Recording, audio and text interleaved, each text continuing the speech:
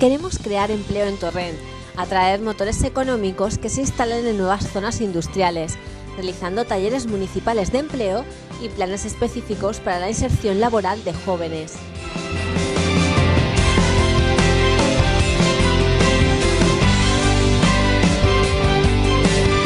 Vamos a bajar los impuestos, seguiremos subvencionando la tasa de basuras, rebajando el coeficiente del IBI del 0,83 al 0,6 en 2011, además de congelar otras tasas municipales y aplicando bonificaciones y beneficios fiscales a comercios, empresas y familias. Queremos ser más próximos, por eso crearemos un servicio de atención ciudadana con registro de entrada en cada distrito, para que la administración sea más ágil y accesible.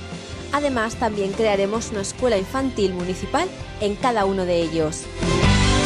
Queremos mejorar tu barrio, con más aceras adaptadas, renovando el alumbrado, mejorando la seguridad ciudadana y con más contenedores soterrados. Además, pondremos en marcha un plan de limpieza y restauración de fachadas, que también ayudará a crear trabajo a través de talleres de empleo. Nos preocupamos por las nuevas tecnologías, por ello ampliaremos los puntos Wi-Fi gratuitos a más plazas públicas de la ciudad. Próximamente el Wi-Fi llegará a la Plaza Fray Antonio Panés.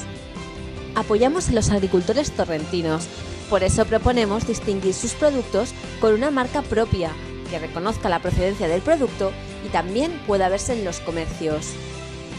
Revitalizaremos el centro histórico, construiremos un parque empresarial en el Alter.